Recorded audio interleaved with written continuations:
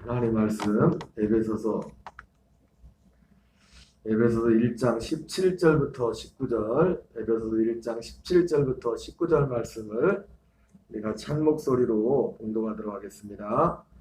우리 주 예수 그리스도의 하나님 영광의 아버지께서 지혜와 계시형을 너희에게 주사 하나님을 알게 하시고 너희 마음의 눈을 밝히사 그의 부르심의 소망이 무엇이며 성도 안에서 그 기업의 영광의 풍성함이 무엇이며 그의 힘의 의력으로 역사하심을 따라 믿는 우리에게 베푸신 능력의 지극히 크심이 어떠한 것을 너희로 알게 하시기를 구하노라.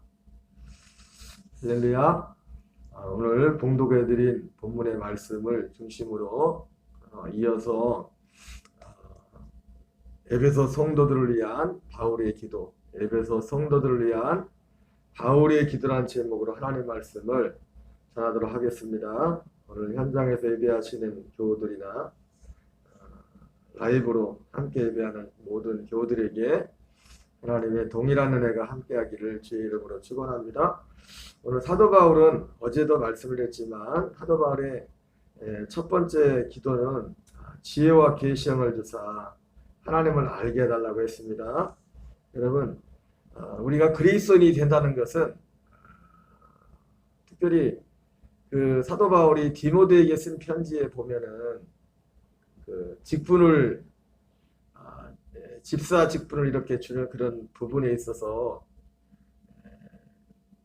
그 조건 중에서 한 가지가 뭐냐면 여러 가지 중에서 믿음의 비밀을 가진 자라. 믿음의 비밀을 가진 자라야 할지니라 이렇게 말씀하고 있습니다. 이 믿음의 비밀은 바로 이 지혜와 계시의 계시의 영과 관련이 되는 겁니다. 이 지혜의 영은 지난번 말씀드린 것처럼 우리가 세상적인 일반적인 지혜가 아니라고 했습니다. 이 지혜는 계시와 관련되는 거였습니다. 계시는 곧 진리와 관련된 것, 진리. 하나님의 말씀과 관련된 이 지혜와 계시의 영을 받은 지혜와 계시 영이 없이는 우리는 결코 그리스도인이 될 수가 없습니다. 하나님의 아들이 될 수 없고 하나님의 아들이 되어 살아갈 수가 없는 것입니다. 그래서 이 지혜와 계시 영은 사람들마다 정도와 그 깊이의 차이는 있지만은 특별히 이 진리 복음과 관련해서 반드시 이 지혜와 계시예요.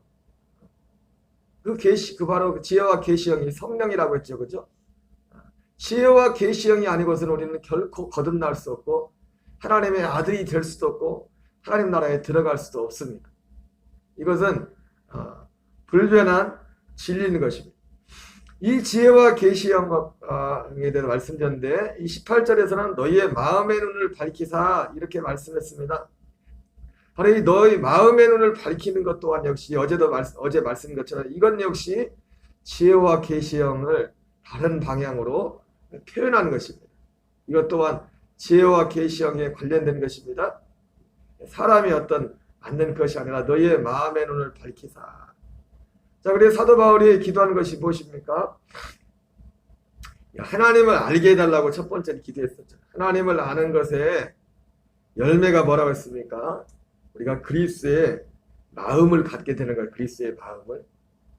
어떤 지적으로 아는데도 끝나는 것이 아니라 하나님을 알매 이 지혜와 계시형을 통해서 하나님을 알매 열매는 뭐냐면 그리스도의 마음을 갖게 되는 겁니다. 그리스도의 마음으로 살아가는 것입니다.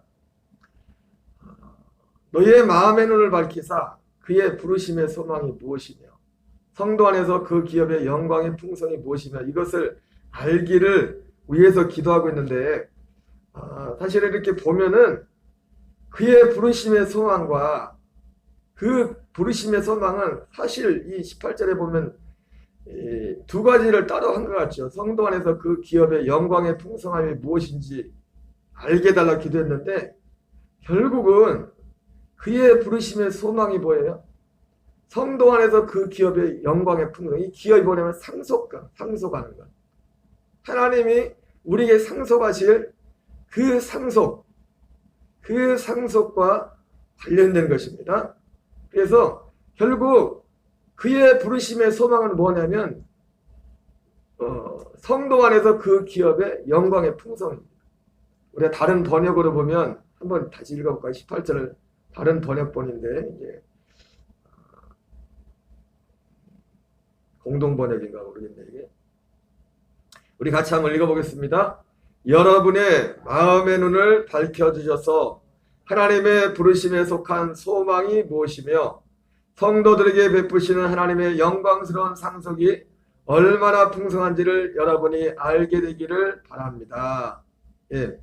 여기 하나님의 부르심의 소망이 결국은 성도들에게 베푸시는 하나님의 영광스러운 상속과 관련된 것입니다. 영광스러운 상속. 사도 바울이 고린도전서 15장에서 그런데 이 상속은 어떤 상속이냐? 물론 이 땅에서 우리가 받는 상속이 있지만은 이 땅에 속하지 않은 것입니다. 이 땅에 속하지 않은 것이에요. 특별히 이 상속은 언제 있는 거냐면 우리 주 예수 그리스도께서 이 땅에 다시 오실 때, 재림하실 때 우리가 받을 상속입니다. 여러분, 저나 여러분이나 사도 바울이 고린도서 15장 19절에서 다만 우리가 바라는 것이 이 세상의 삶뿐이면 우리가 이 세상에서 가장 불쌍한 자리라 이렇게 말씀하고 있습니다. 여러분, 그 말씀 속에는 제가 오늘 새벽에 그 말씀을 순간 잠깐 묵상하다가 사도 바울이 고린도서 15장 19절에서 다만 우리가 바라는 것이 이 세상의 삶뿐이면 우리가 이 세상에서 가장 불쌍하다라고 이렇게 말했을 때는 그때 당시 사도 바울의 처지, 예수 믿는 사람들의 처지와 형편이 정말 세상적으로 볼 때 볼품없고 세상적으로 볼 때 소망 없는 같은 그런 고난과 어려움의 그런 시기였지 않습니까?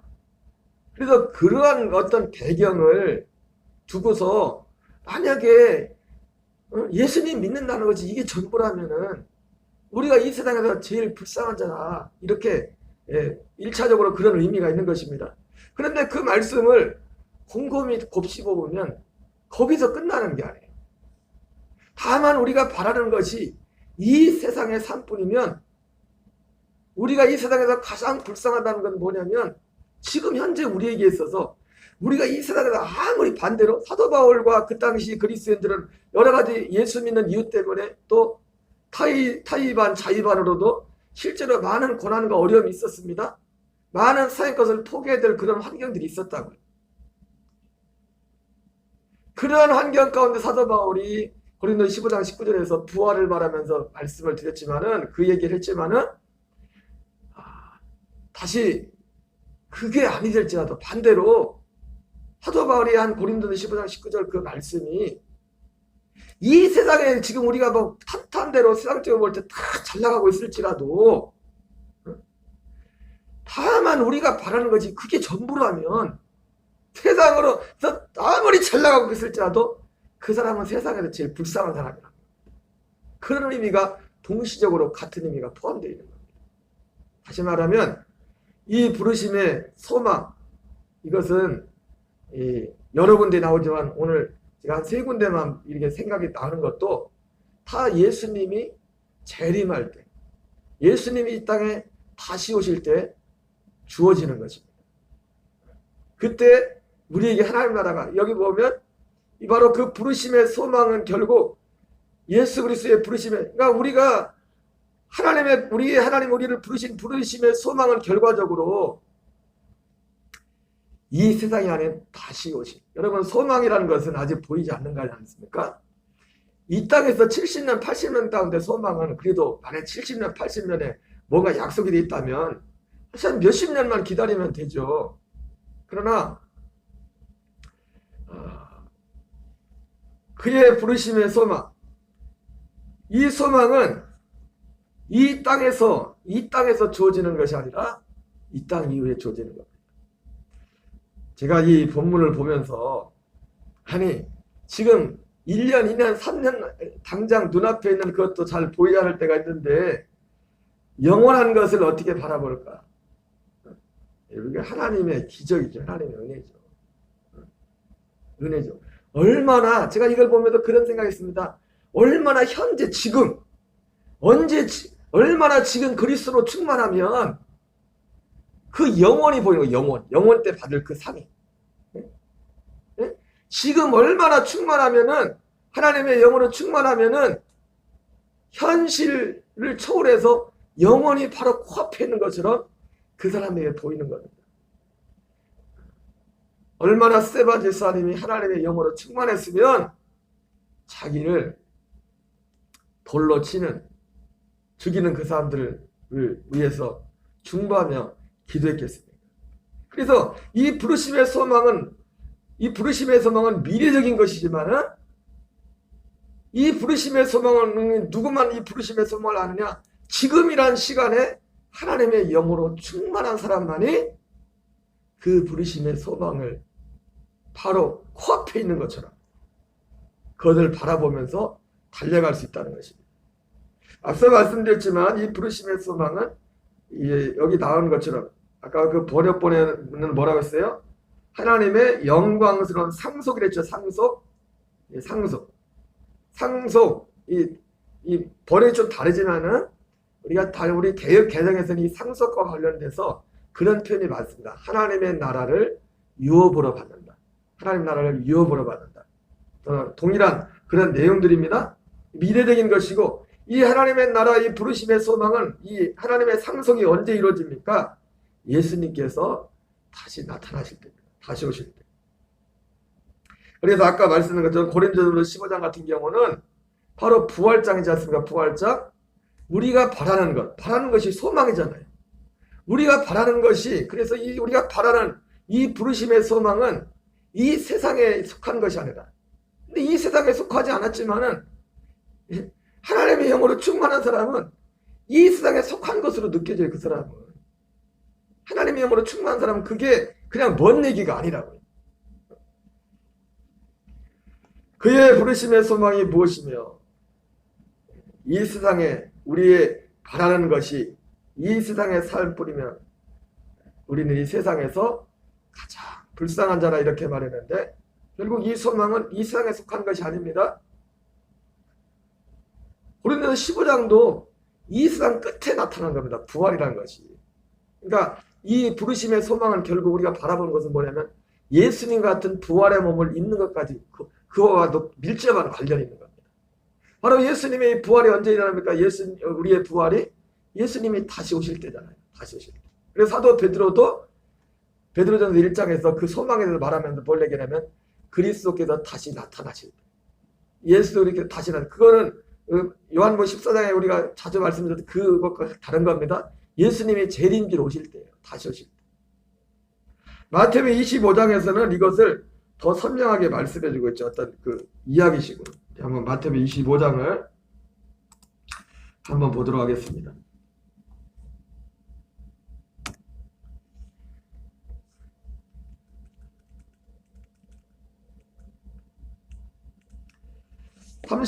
마태복음 25장 31절 이하를 같이 읽겠습니다. 시작. 인자가 자기 영광으로 모든 천사와 함께 올 때에 자기 영광의 보좌에 앉으리니 모든 민족을 그 앞에 모으고 각각 구분하기를 목자가 양과 염소를 구분한 것 같이 하여 양은 그 오른편에 염소는 왼편에 두리라. 그때 임금이 그 오른편에 있는 자들에게 이르되 내 아버지께 복받을 자들이여 나와 창세로부터 너희를 위하여 예비된 나라를 상속받으라. 여러분 이것이 부르심의 소망이에요. 부르심의 소망. 너희의 마음의 눈을 밝아.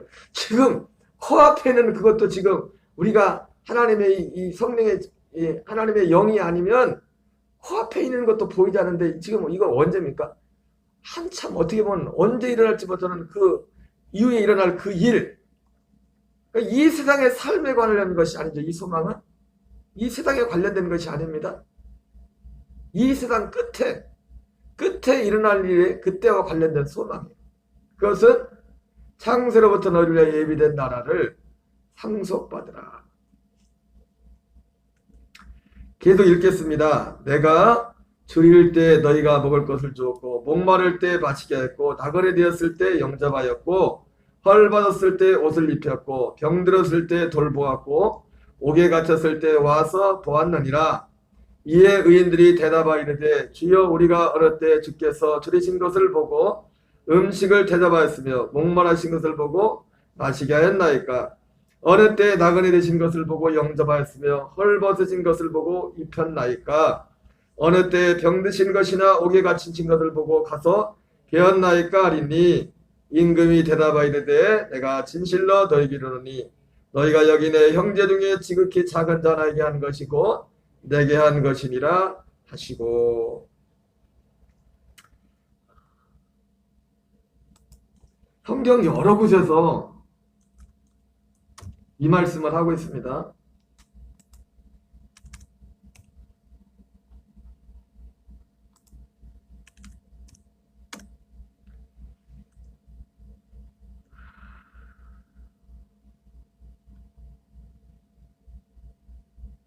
베드로서 1장 3절에 보면 사도 베드로는 이 부르심의 소망을 뭐라고 하냐면 산소망이에요. 산소망.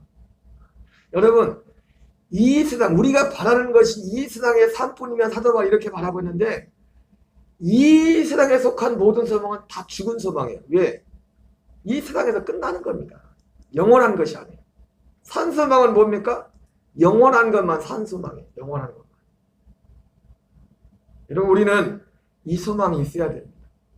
어떤 의미에서 이 소망이 없는 사람은 저를 포함해서 그가 목사가 됐든 누가 될지라도 그 사람은 그리스도인이 아니에요. 하나님의 아들이 아니라. 오직 소망이 이 땅에만 있는 사람은 예수 안 믿는 사람과 다를 바가 없어요. 오직 소망이 이 세상의 산뿐이면 바울의 말 그대로 아무리 이 땅에서 잘 나갈지라도 세상에서 제일 불쌍하다. 세상에서 제일 불쌍하다. 3절 같이 읽겠습니다. 우리 주 예수 그리스도의 아버지 하나님을 찬송하리로다. 그의 많으신 긍휼대로 예수 그리스도를 죽은 자 가운데서 부활하게 하심으로 말미암아 우리를 거듭나게 하사 산 소망이 있게 하시며. 여러분 이 산 소망은 물과 성령으로 거듭난 자에게만 주어지는 겁니다. 이거는 결코 그 물과 성령으로 거듭나는 거. 아까 말씀드렸죠. 지혜와 계시형과 관련된 것이라고. 너희의 마음의 눈을 밝힌 이것은 지혜와 계시형을 통하지 않고는 우리가 여러분 방금 읽었던 마태복음 25장 예수님이 그 마지막 그 심판하는 그 양과 염소를 나눈 이거 하나님의 지혜 계시의 말씀이잖아요. 이것도 이 계시의 말 어떤 사람은 그냥 그거 읽고도 그냥 지나가겠지만 이 지혜와 계시의 영으로 이 말씀을 받은 사람은 이거를 그냥 이야기가 아니라 실제 앞으로 일어날 일로 본다고요. 일어날 일로. 앞으로 분명히 일어날 그 일로 그것이 믿어진다. 부르심의 소망을 이 사도 베드로는 이것을 산소망이라고 해요. 산소망. 저와 여러분에게 산소망이 있어야 될지 믿습니다. 계속 읽겠습니다. 썩지 않고 더럽지 않고 쇠하지 않은 유업을 있게 하시나니. 자 보세요. 이 산소망이 뭡니까? 여기 구조가 똑같죠? 이 금방 에베소서 1장 18절에 나왔던 것처럼 너의 마음의 눈을 밝히사 부르심의 소망이 무엇이며 성도에게 냈을 그 기업의 그 유업 상속. 그러죠? 결국 이 산소망 부르심의 소망은 뭐냐면 하나님의 나라를 상속받는 겁니다. 그것은 여기 4절에는 그렇게 표현하죠. 썩지 않고 더럽지 않고 쇠하지 아니하는 유업을 있게 하시나니. 이게 어디에 있대요? 더 너희를 위하여 어디에 있다는 거예요? 하늘에 간직하신 것이다. 이미 이 사도 베드로의 이 편지를 받는 사람들은 이미 물과 성령으로 거듭난 사람들이고 이미 어떤 부분적으로 하나님 나라를 유업으로 받은 사람이 하나님의 생명을 받았기 때문에 아들의 생명을 받았기 때문에. 그러나 지금 현재 아들의 생명을 받은 데서 끝이 아니라 진짜 소망을 뭐냐면 이 땅 끝에 이 세상에서 이루어져 지금 이 세상에서 이루어지는 것이 아니라 이 세상 이후에 일어나는 거예요. 특별히 아까 말씀드린 것처럼 고린도서 15장에는 부활 때 똑같은 겁니다. 고린도서 15장 부활장이고 방금 읽었던 마태복음 25장도 예수님이 천사들과 함께 올 때 재림할 때 부활 때 아닙니까? 그때 일어나는 거예요. 그때 그때와 이 소망, 부르심의 소망은 그때와 관련된 거라. 그때와. 그래서 너희를 위하여 하늘에 간직하신 것이라. 여러분 마태복음이나 우리가 탕령에 더 여러 부분이 나오겠지만 오늘 사도 바울이 쓴 에베소서나 그리고 사도 바울이 쓴 고린도 전서나 지금 베드로나 똑같은 얘기라고. 똑같은 얘기. 부르심의 소망이 무엇인지. 부르심의 소망이 그 하나님의 나라를 상속받는 거라고. 그 언제 일어나요? 예수님이 다시 오십니다. 5절 있습니다. 시작. 너희는 말세에 나타내기로 예비하신 구원을 얻기 위하여. 이거를 성경은 뭐라고 표현하면 이것을 말세에 나타내기로 사도 베드로는 예비하신 구원이라고 말하고 있어요. 이미 물과 성령으로 거듭난 사람은 구원 받은 거거든요. 그런데 지금 우리에게 이루어진 구원 말고 말세에 나타내기로 예비하신 구원을 얻기 위하여 믿음으로 말미암아 하나님의 능력으로 보호하심을 받았느니라. 6절 같이 있습니다. 그러므로 너희가 이제 여러 가지 시험으로 말미암아 잠깐 근심하게 되지 않을 수 없으나 오히려 크게 기뻐하는도다. 너희의 믿음의 확실함은 불로 연단하여도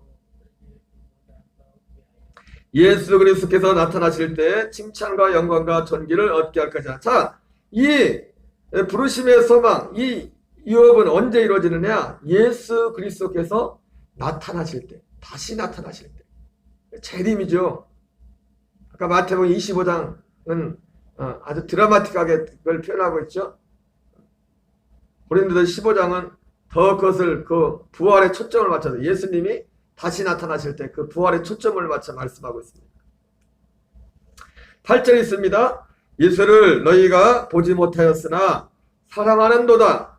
이제도 보지 못하나 믿고 말할 수 없는 영광스러운 즐거움으로 기뻐하니 믿음의 결국은 곧 영혼의 구원을 받으리라. 여러분, 바로 이 산소망, 부르심의 소망 있는 사람의 특징은 뭡니까? 예수님을 보지 못했으나 예수님을 사랑한다고 말씀하고 있습니다. 자, 10절 있습니다. 이 구원에 대해서는 너에게 임할 은혜를 예언하던 선자들이 연구하고 부지런히 살펴서 자기 속에 계신 그리스도의 영이 그 받으실 고난과 후에 받으실 영광을 미리 증언하여 누구를 또는 어떠한 때를 지시한지 상고하니라. 이 섬긴 바가 자기를 위한 것이 아니요 너희를 위한 것이 계시로 알게 되었으니 이것은 하늘로부터 보내신 성령을 힘입어 복음을 전한 자들로 이제 너희에게 알린 것이요 천사들도 살펴보기를 원하는 것이니라. 그러므로 자 13절부터는 그래서 이 산소망을 가진 사람의 삶의 자세에 대해서 말하고 있습니다. 13절. 여러분 산소망이 무엇인지를 우리가 봤죠?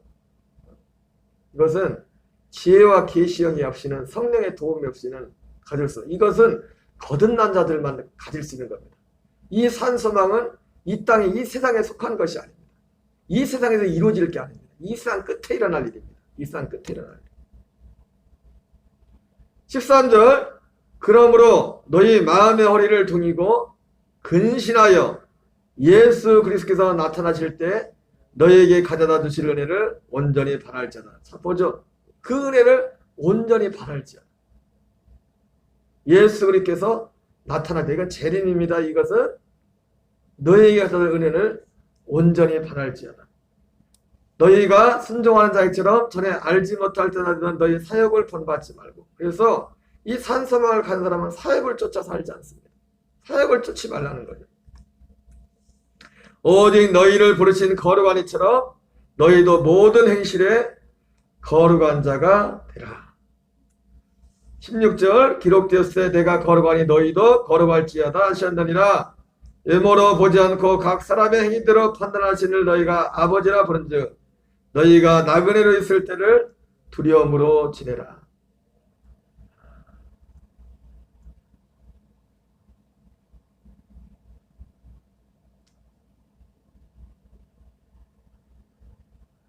(18절) 계속 있습니다. 너희가 알거니와 너희 조상이 물려진 헛된 행실에서 대속함을 받은 것은 은이나 금같이 없을 것으로 되는 것이 아니요 오직 흠없고 저무는 어린 양 같은 그리스도의 보배로운 피로 된 것이니라.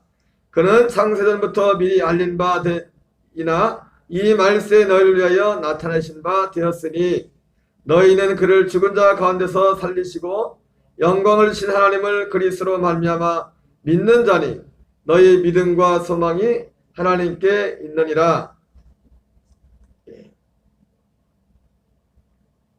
여기까지만 보겠습니다.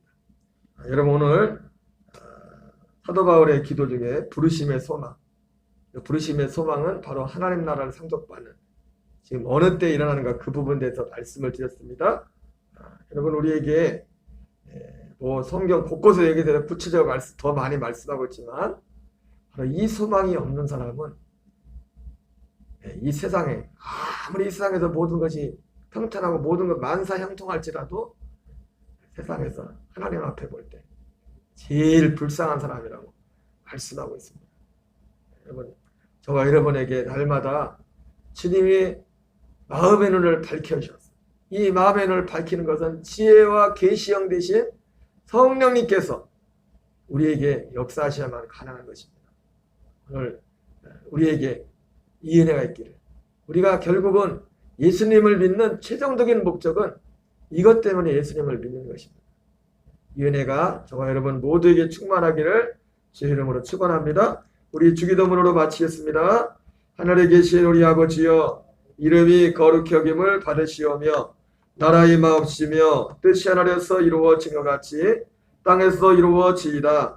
오늘날 우리에게 일용할 양식을 주옵시고 우리가 우리에게 죄진 자를 사하여 준 것 같이 우리의 죄를 사하여 주옵시고 우리를 시험에 들게 하지 마옵시며 다만 악에서 구하옵소서. 대개 나라와 권세와 영광이 아버지께 영원히 싸움나이다. 아멘. 주여 주여 주여. 하나님 아버지 감사드립니다. 살아계신 아버지, 이 새벽도 우리를 기도의 다리로 불러주시고 인도하시니 감사합니다. 오늘 특별히 이 새벽에 또 현장에서 또 온라인을 통해서 우리 아버지 믿음의 지체들이 함께 주님을 찬양하며 아버지의 말씀을 들으며 아버지 오늘 사도 바울이 하나님 믿는 우리를 향하여 기도했던